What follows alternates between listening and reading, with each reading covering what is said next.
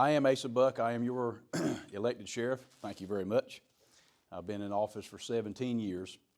I've been in the sheriff's office for 25. And so when we talk about the opioid issue, my frame of reference in coming into law enforcement kind of mirrors up with some of the stuff we were seeing with opioids going back. And in order to talk about stuff that we deal with today, I kind of have to go back in history, which if any of you heard me talk about opioids in the past, you've heard me go over some of this stuff. You know, we have a heroin and a fentanyl problem epidemic today. The reason we have a heroin epidemic today is because for about 20 years we had a opioid epidemic crisis. And here again, going back in time, going back through the history, there was a time back in the 90s where one of the vital signs that the medical folks kind of changed was pain and measuring pain. And then there was a lot of discussion about, well, if you're not treating patients' pain, you're not treating the whole patient, doing all these other things, and they kind of added pain as the fifth vital sign. And along the same time, you had pharmaceutical companies that were manufacturing opioids and other prescription drugs, not just opioids, but also benzodiazepines. And I think a lot of this is just kind of part of the way we are in American society, then and now. You know, we want everything done quickly. Everything's a snapshot. And so we started dealing with pain using opioid painkillers. And that was the solution. That was the magic bullet. Here's a pill. This is going to take care of your problem. And there were a lot of medical folks going around the country, of course funded by the pharmaceutical companies, talking about how effective opioid painkillers were for treating pain. And at the same time, they were talking about how the population would not be susceptible to addiction. Well, I think everybody can look back on that now and realize that was a bunch of hooey. What has surprised me for 25 years and 17 years as sheriff is why people didn't call that a bunch of hooey at the time. Well, just because a bunch of doctors say it, it must be true. Well, that's not the case. And they were proven to be wrong. Number one, opioids are controlled substances. They're in the controlled substance schedule. We have a federal schedule, we have a state schedule. Schedule 1 drugs, 2, 3, 4, 5, 6. And drugs are scheduled based on their efficacy for medicinal purposes and also for their potential for addiction. Well, most of these opioids and other controlled substance prescribed medications are Schedule 2, Schedule 3, Schedule 4 drugs. Well, they're in that schedule because they have a potential for people to become dependent and addicted. And so we come along in the late 90s, there's been more and more pressure to prescribe these drugs, prescribe these drugs, prescribe these drugs, and that's what doctors began doing. Now, I don't make a blanket indictment against the entire medical community. A lot of folks were just doing kind of, this is the standard, this is the best practice.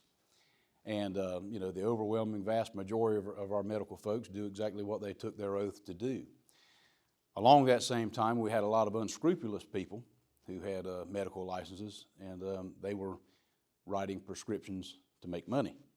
They weren't worried about treating somebody's pain, treating somebody's anxiety or any other issues. They were just writing scripts and making money. A lot of folks were able to write a prescription and then turn around and fill the prescription and charge you for filling the prescription. Now, that seems like a conflict to me.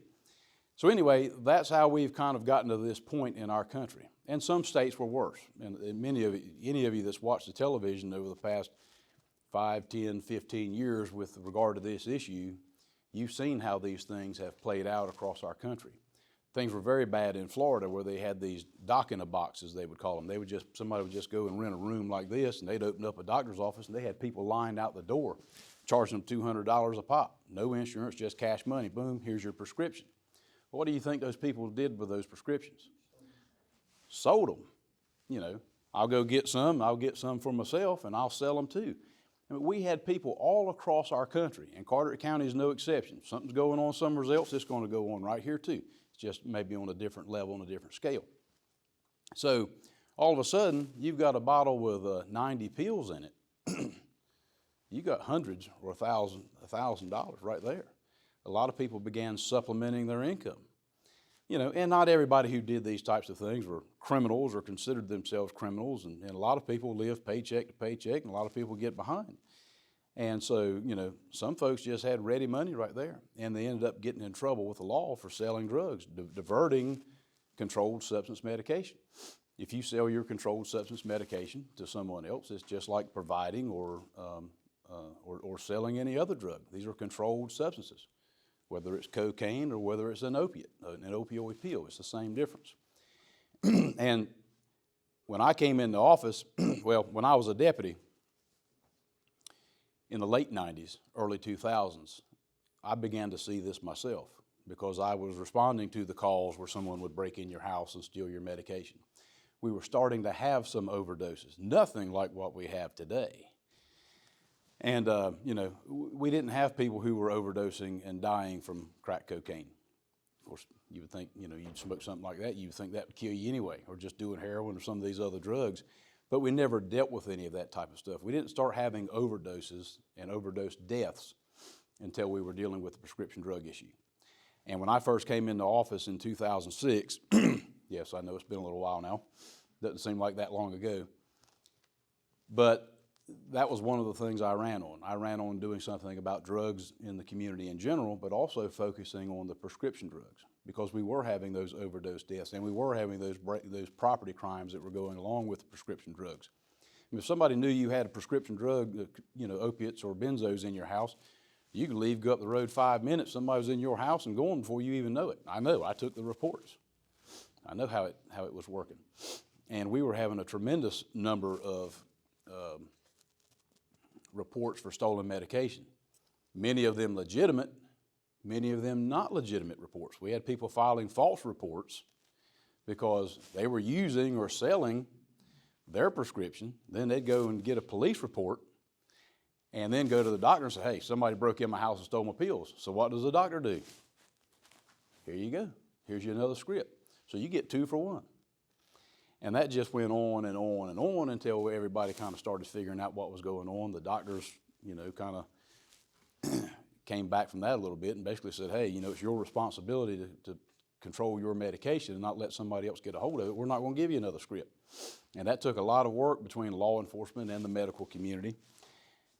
And so as this was all going on, and I became sheriff and been in office for a couple years, came up with a way to try to reduce the amount of these pills that were just sitting in people's homes.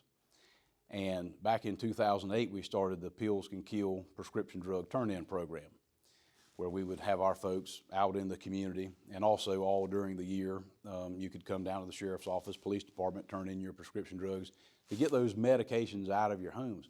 There's a lot of people, number one, to get rid of the stuff, but also if you didn't need it.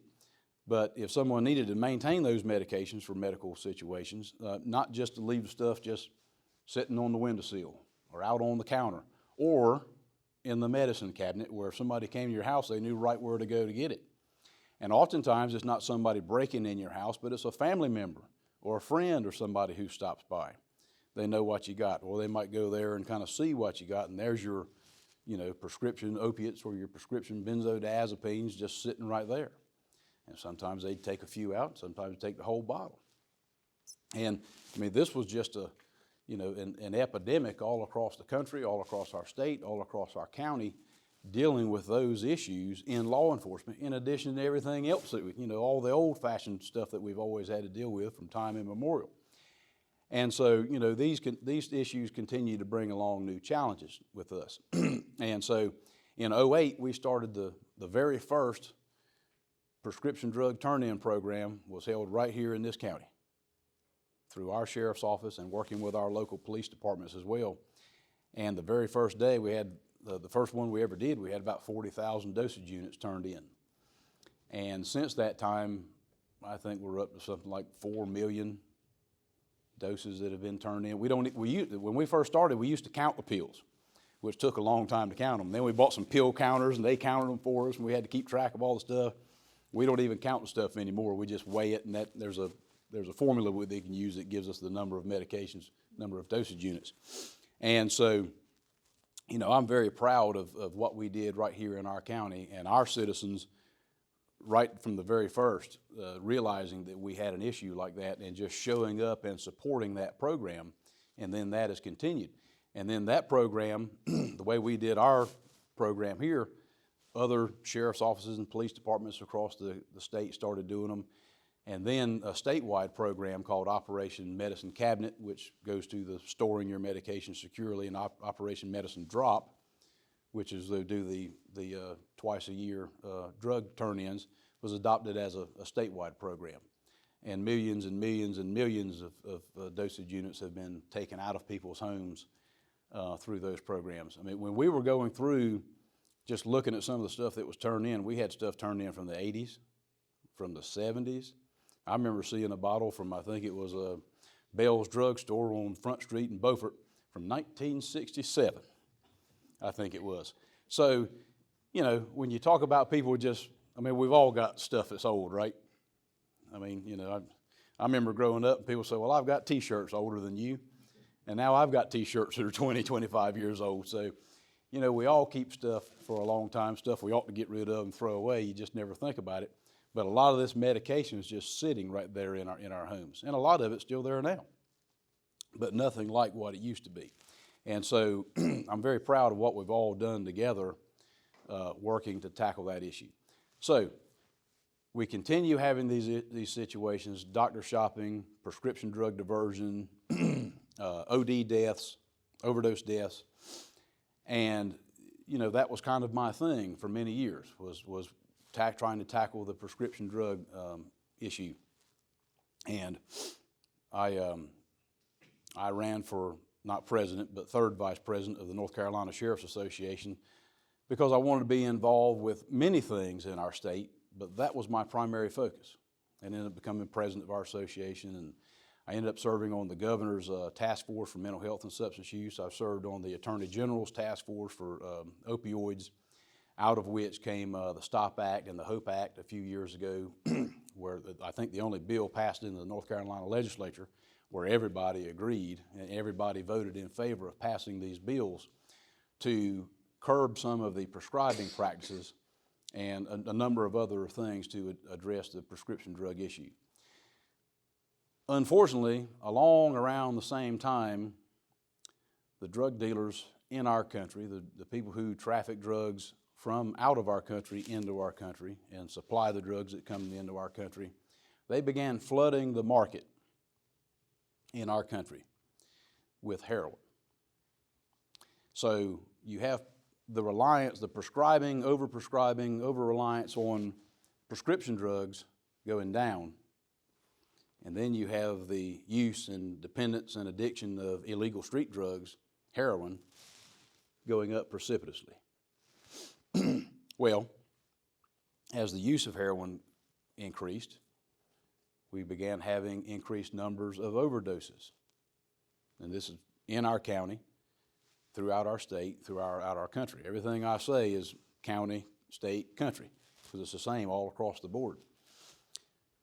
With increased number of overdoses, we began having increased numbers of overdose deaths. Back in the prescription pills epidemic that we were dealing with, we were having 5, 10, 12 overdoses in our entire county a year.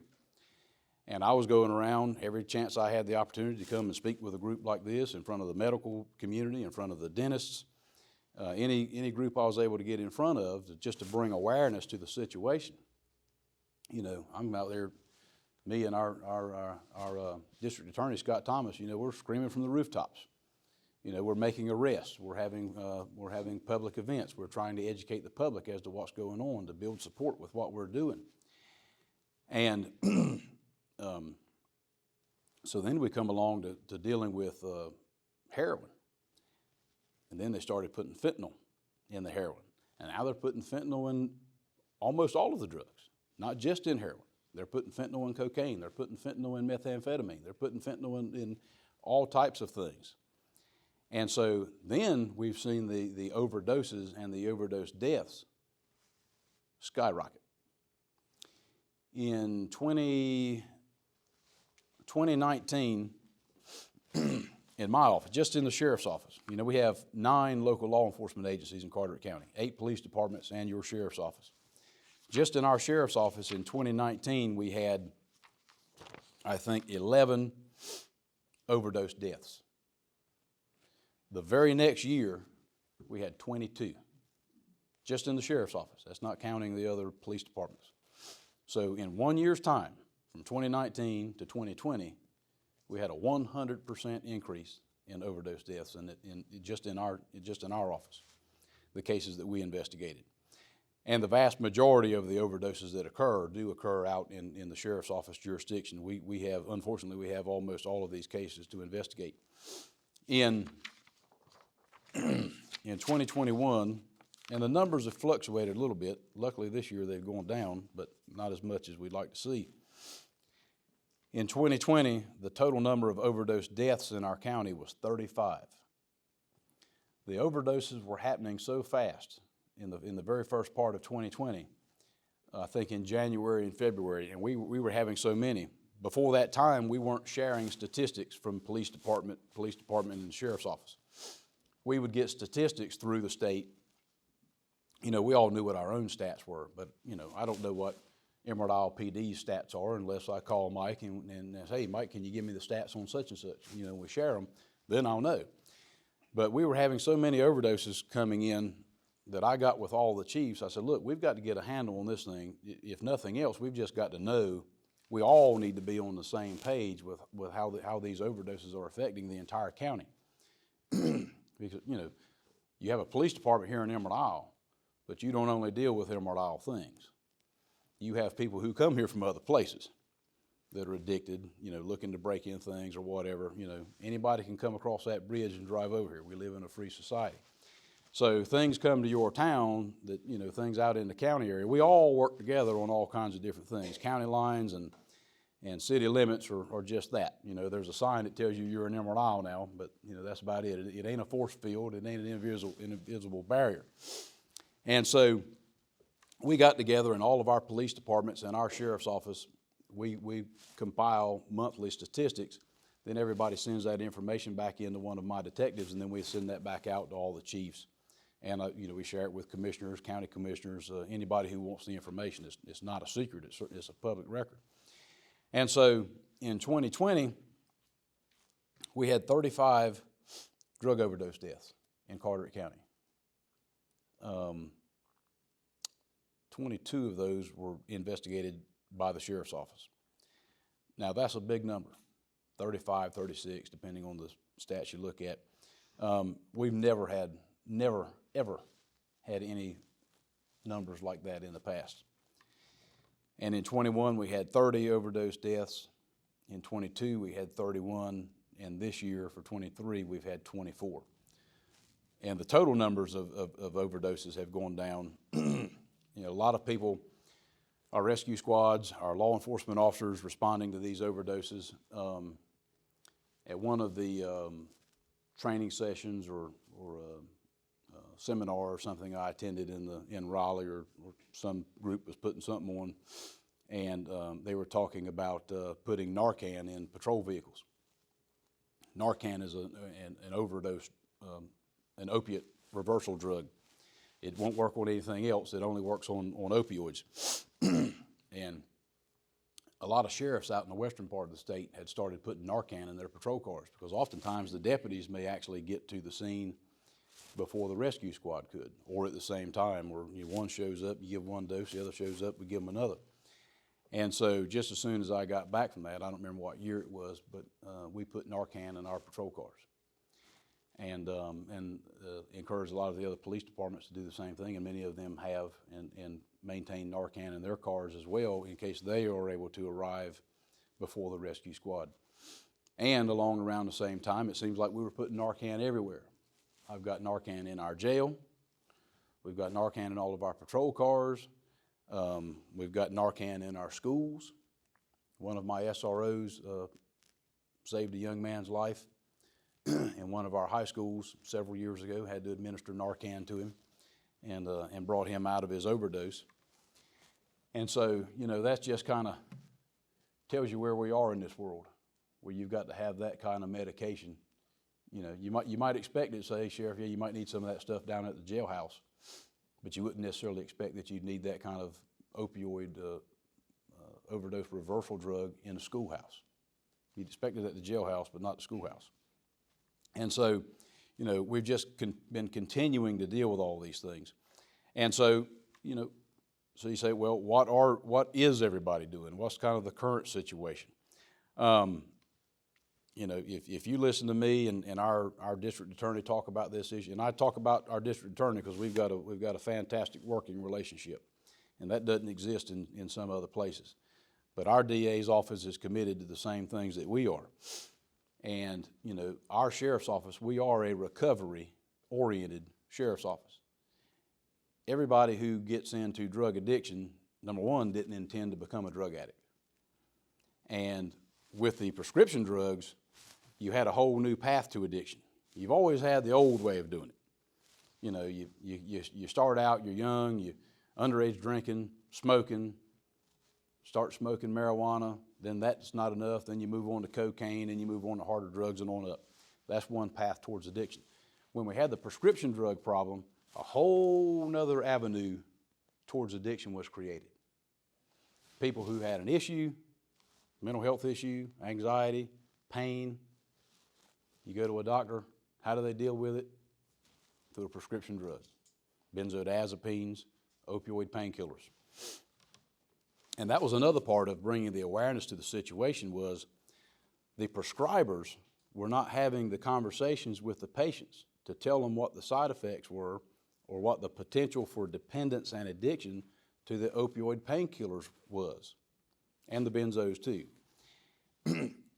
And here again, a lot of stuff in the medical world and a lot of stuff in society in general, but that was kind of done. Normally, where do you get the information on side effects to your medicines when you go get medication? You go to the pharmacy. The pharmacist might say, well, have you used this drug before? You know, do you understand the side effects? You know, here's a list. You know, here's a long sheet of paper like that that tells you all the side effects on everything that you get, right? Well, that's how people were being informed, or I say not informed, about the downside of taking these drugs. Who goes through and reads that whole sheet of paper like that? I don't know, I guess if you don't have anything else to do that day, if it's a rainy day, you might sit there and read that mess and put you to sleep. And so, you know, that just kind of boggles my mind. I'm like, okay, so you're going to give somebody a medication that's going to cause them to be dependent and addicted, but you don't even have a conversation with them about it? You don't have a conversation with them and say, hey, if you feel like you're feeling a certain way, you need to come back to me as the prescriber, and we need to do something different. And a lot of these prescribers, they would write you the prescription for those drugs, but they didn't have any training in addiction or how to deal with it. So then when a lot of people became addicted to drugs and they didn't do what the doctors wanted them and everything, they just cut them off. Some folks had to be cut off because they were doing things wrong, they were doing things illegal. They couldn't continue the prescriptions. But that wasn't necessarily the best thing to do in every particular situation either. So, you know, all these many tentacles to all this entire issue, and really no real simple answers for all of it. Complicated, to say the least, in how to deal with all of these things. So, get back to where we are in today's time. We've got all these issues, and we've got to deal with them. We have these people who are addicted. We have all these overdoses and deaths that we're dealing with. And, you know, our legislature has taken the step to, through legislation, to deal with some of these things. We have a relatively new law called death by distribution. In the past, and they've had this on the federal level for a number of years, but trying to get some of these cases moved and prosecute them through federal court's been not necessarily an easy thing to do either, and it certainly doesn't help us out with the needs that we have on the local level in dealing with all these issues. Something you would see prosecuted on the federal level would be the exception, the every now and again thing, when we're dealing with constant stuff all the time. And so our legislature created a new law called death by distribution, which basically says if you provide a drug, a controlled substance, to another person, and it is the proximate cause of that person's death, then the suspect is guilty of death by distribution. And it's almost the same penalty as second-degree murder. And we had a case right here in our county a number of years ago before this new law came in, and we actually charged a lady with second-degree murder. And she had provided prescription drugs through a third party to the victim, who ended up dying from a drug overdose. And, we developed probable cause to charge the lady, and she wouldn't take a plea, so we took the case to trial. And, a big part of having this new law created was because, jurors don't want to convict people of murder. If somebody does something, they take the drug themselves. And so they created death by distribution, which basically is the same thing. It's just got a different title and a different and a slightly different penalty. And so in that criminal case, we actually had her making a confession on a recorded phone call. The third party who delivered the drugs for her to the victim testified against her in court, but the 12 people who were sitting on the jury did not want to convict her of second-degree murder. They did convict her of involuntary manslaughter, and she got a prison sentence, and certainly not the one that we wanted, but she did get a prison sentence and was ended up being held accountable. Now, since we've had this death by distribution law come in, and the legislature's tweaked that a little bit too, our office and our DA's office and some of the police departments, I think we're doing a great job on charging some of these folks and holding them accountable. And the detectives that we have in our office have basically built the playbook on how to do this, because a lot of this stuff didn't exist in the past. How do you investigate these cases? And with a lot of information that's available to us, like I said, our detectives have basically written the playbook from several years ago up to now on how to investigate these cases, the information that's available that we can go after, and to try to target the folks who are providing the drugs to these people who are overdosing and dying. I think we probably have about 15 cases pending in Carteret County currently. But they're difficult cases to prove. You either have the information or you don't. The suspect's not going to come up, unlike the one that I just mentioned. Everybody's not going to come up to you and admit that, yes, I'm the one that gave the drugs to the person that caused them to die. Oftentimes, it's hard to prove. Even if you did have an admission like that, people are getting drugs from multiple other people, so how do you prove that the drug they took is the one that killed them if they're getting drugs from multiple people all around the same time period? And so, investigating the cases are difficult. I'm very glad that we've been able to bring a number of charges against people who have sold drugs to others and caused their deaths. But I'll go back and remind you of the numbers. In 4 years, we've had about 120 people die from drug overdose. We just had one 2 days ago. In 4 years, about 120 people. And we've got about 15 cases currently charged against people, holding them accountable for overdose deaths. So 15 out of 120, we're doing something. We're trying our best. We're trying to send the message to the public. We're trying to send the message to those who engage in that criminal activity, that if we are able to charge them, they certainly will be charged. And our DA's office is on board 100% with prosecuting them to the fullest extent of the law and getting the longest prison sentence that we can for them. And in addition to that, we have our drug detectives who have been doing drug investigation, and they just do a fantastic job working with our other law enforcement partners all around the county. Some of the other police departments that we work with have dedicated drug detectives, like Morehead City, Morehead and Beaufort, and our guys go together in a team, and we conduct drug enforcement all around the county.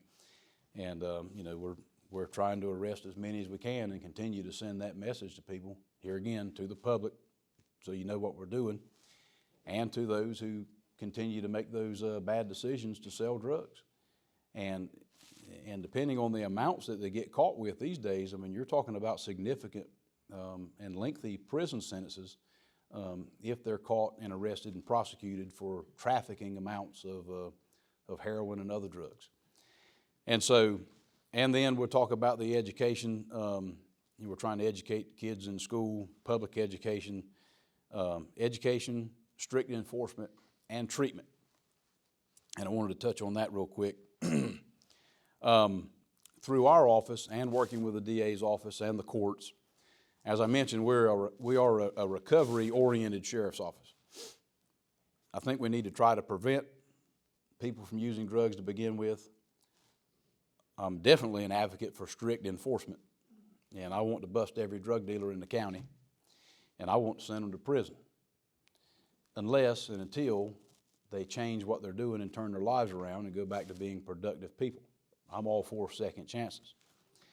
And those who become addicted, whether they became addicted with the old-fashioned route or if they became addicted through prescription drugs, I don't care how they got there. But if they want help and they need help and they're willing to put in, the work that it takes to get towards recovery, then I and we are there to support them. And we've been working with our courts and, as I mentioned, our DA's office for a number of years. And we have 4 residential recovery programs here in our county that they don't have in other places. I talk to people all over the state, and we're very lucky to have some of these programs right here. Sometimes people say, well, we don't have anything here. We don't have anything for anybody. I've been hearing that for 25 years. Well, that's not the case.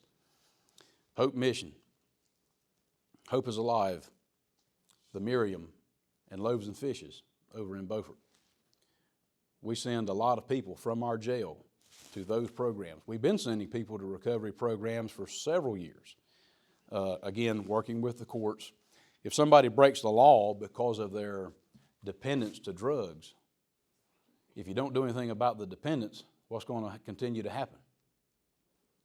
They might get a jail sentence. They might get a prison sentence. Many of these things they don't get put back on probation. Where do they go?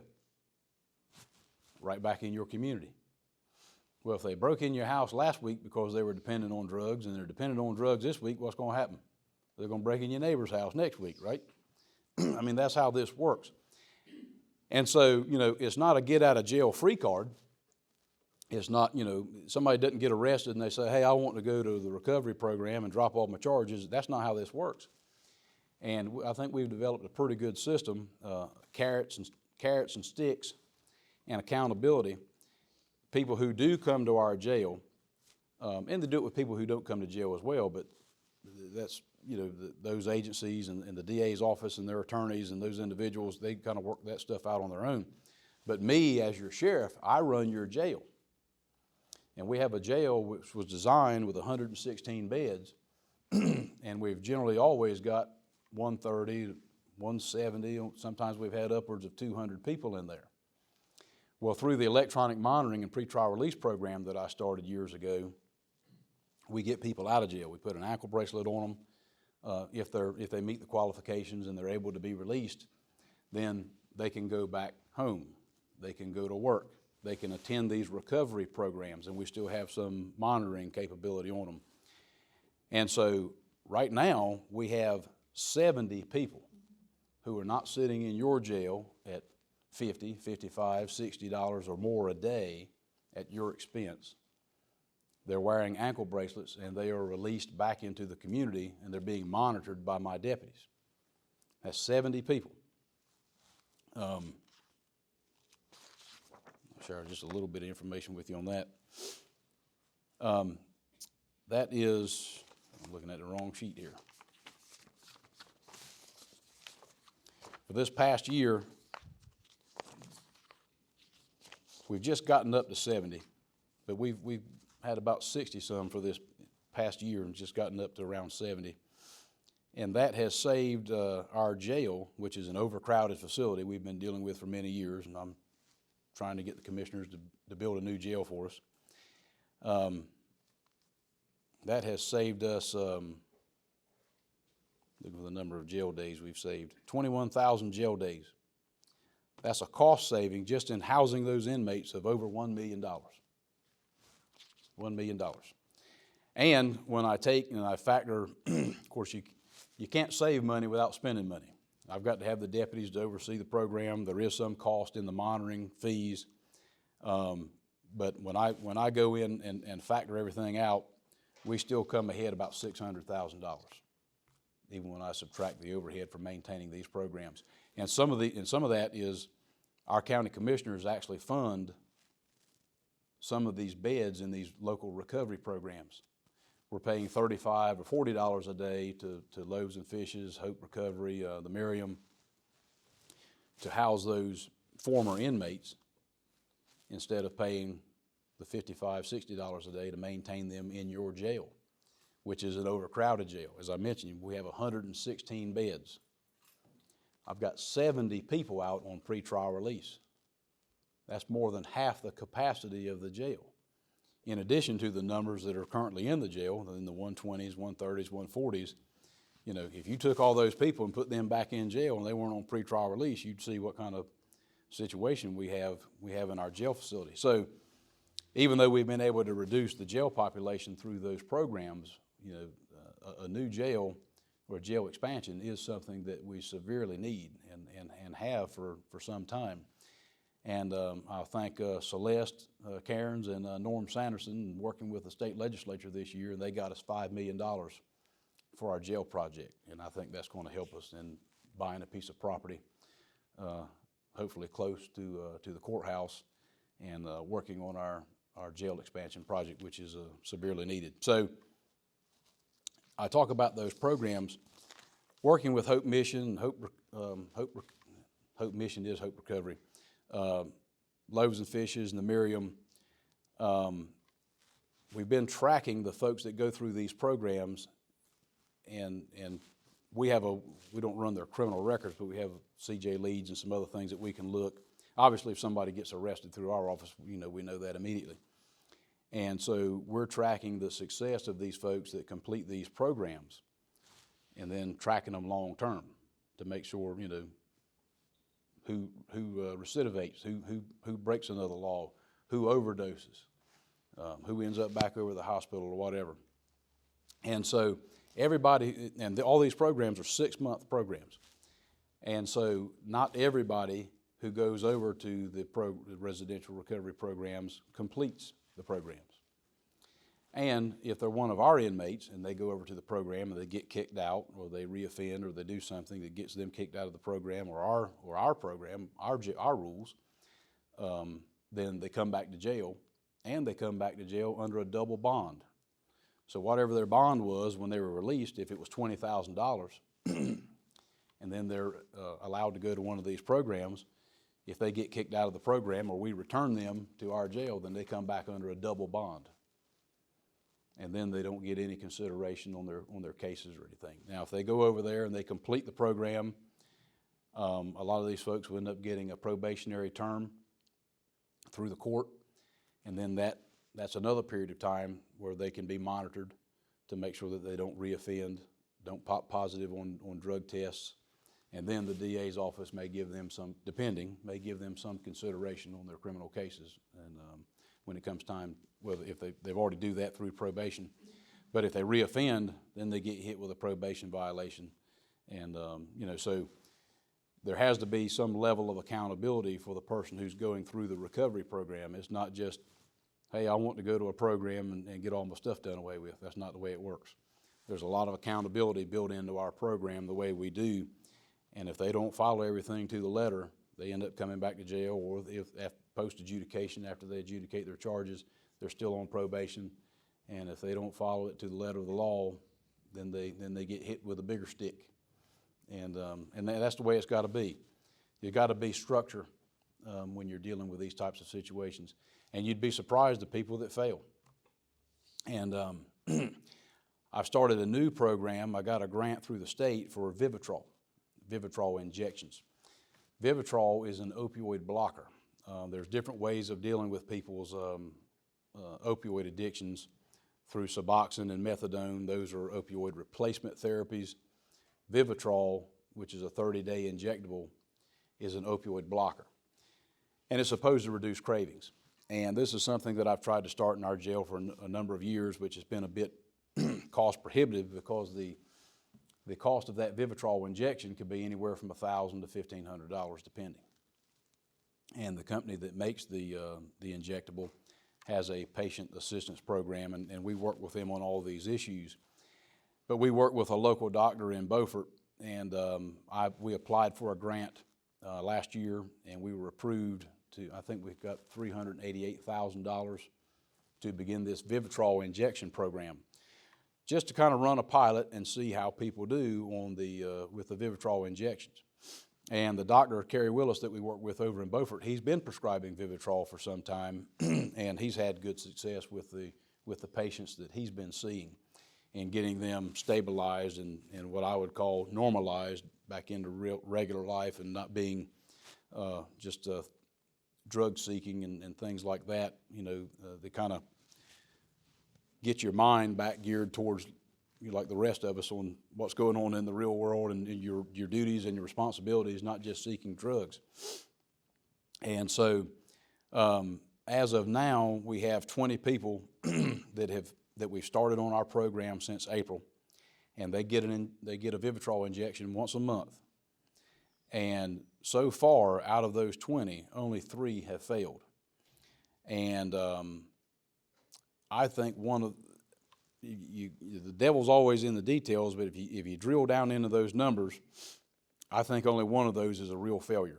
We had one person who failed. He just said that the Vivitrol, he said it didn't do any good for him. He still had cravings, and he reoffended.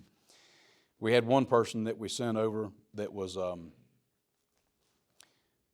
we gave him a Vivitrol injection, but he didn't violate any of the rules of the program. He just had mental health issues that were so severe that the folks at the recovery program just couldn't manage him. So he didn't fail because the Vivitrol didn't work on him. He had to return to jail just because they couldn't deal with him at the facility and give him the level that he needed.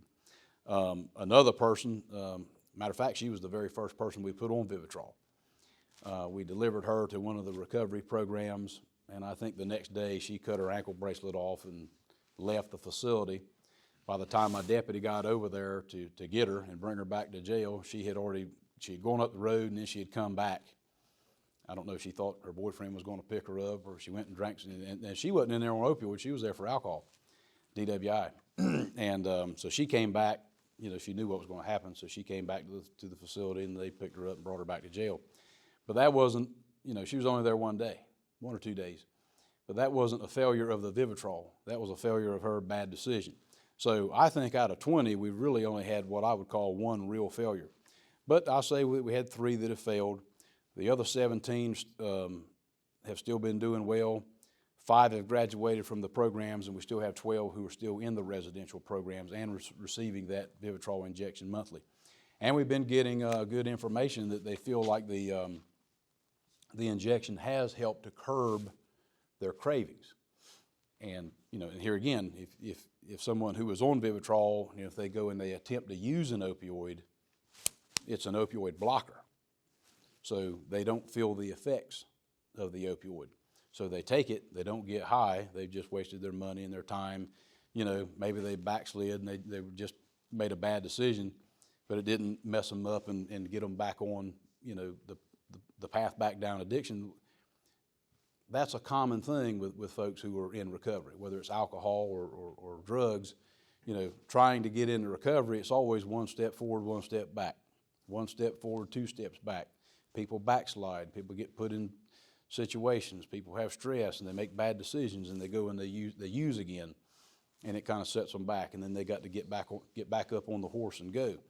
So with that being an opioid blocker and not being able to use those drugs, then that helps to eliminate one aspect from that. But I'm very hopeful from these numbers that we've seen so far. I think this Vivitrol injection program is going to make a big difference in a lot of lives of people who end up in our jail. And all these things are being done for various reasons. Obviously, we care about people. As I mentioned, somebody becomes addicted and they want to get help, they want to get off of drugs, somebody needs to be there to be able to help them. We need to have recovery programs, and folks like you all support a lot of these programs, especially through our churches, and grant funding from the state and through Trillium and any number of different areas. As I mentioned, our county commissioners have ponied up money to deal with this issue, funding my office and funding some of these beds. And it makes a difference. And if you help these folks to get them back to normal, you kill 2 birds with 1 stone. because especially the folks that are coming to our jail. And there's a lot of people who become addicted to substances that don't end up breaking the law, don't end up coming and sitting in your jail for overnight or for 3 months or ever how long. But those folks who do, it's generally like a revolving door. They're in and out, they're in and out, they're in and out. And what are they doing during that time period? They're creating havoc in our society, they're creating social disorder, all types of different things. I don't have to sit here and tell you all, you know just as good as I do what goes on with these types of situations. And so somebody comes to our jail and that's the situation, and we help to try to get that person back on track, and we've helped that person and we've helped the greater society as well, the greater good. And so, I believe those funding dollars go a long way in making things better in our community. We're reducing crime, reducing recidivism, reducing the jail population. Here again, I keep touching on that, for which you all as taxpayers are responsible for funding. It's a win-win all the way around. And for those who fail the program, they can't say that nobody tried to help them. That's another thing I've heard for 25 years. Well, there's no help. There's no this. There's no that. There is help available. There is help available. If anybody ever tells you that, it doesn't matter if the person's in jail or if they're sitting on their couch right now. If they want help, there is help available for people who have addiction issues in our county. And as I mentioned before, we are very lucky because we have some programs right here locally available that other counties don't have. I know my time's running on. I'm going to talk about one more thing, and then I'll take some questions. We have a facility down in Sea Level. Currently, Pruitt Healthcare is in that facility. It's the old Sea Level Hospital.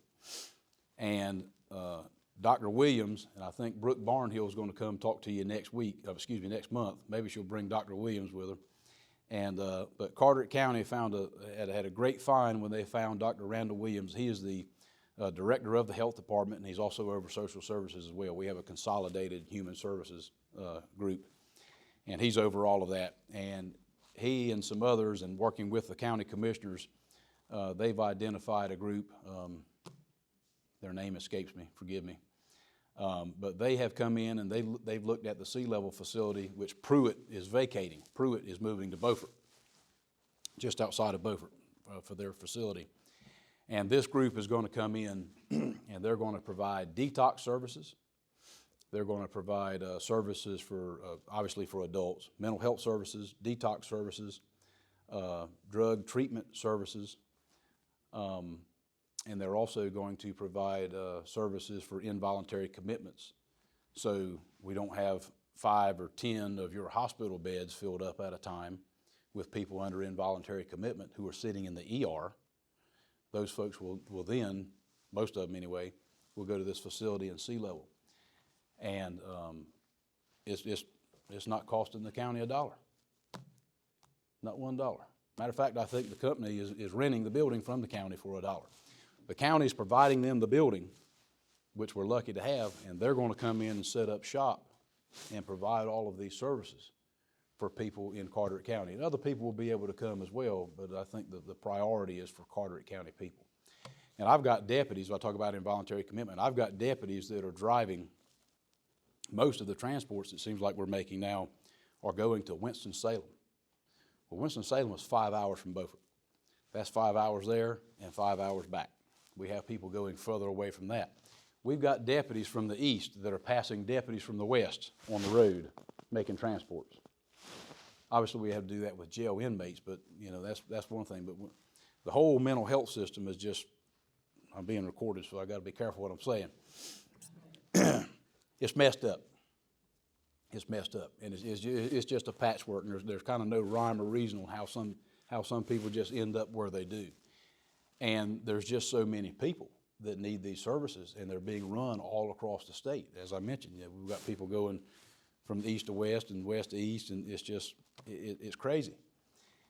And we have a lot of those folks that are sitting right there in your hospital, taking up those beds in the emergency room. And so when this facility opens up and they start taking those IVC beds and moving them from the hospital, that's going to make a tremendous difference over there at the hospital as well.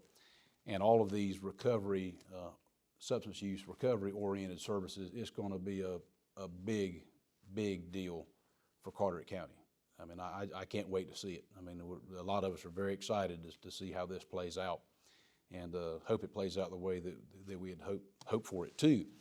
And I think they're supposed to occupy, I think Pruitt was delayed in moving out. I think they were going from February to March. But, and then they've got to take baby steps when they get in. They're not going to provide all these services right from day one. But I hope by summertime next year and on after that, they'll be providing a lot of these services and make things a lot easier on a lot of us that are working in this area. Well, I've talked for 50 minutes straight.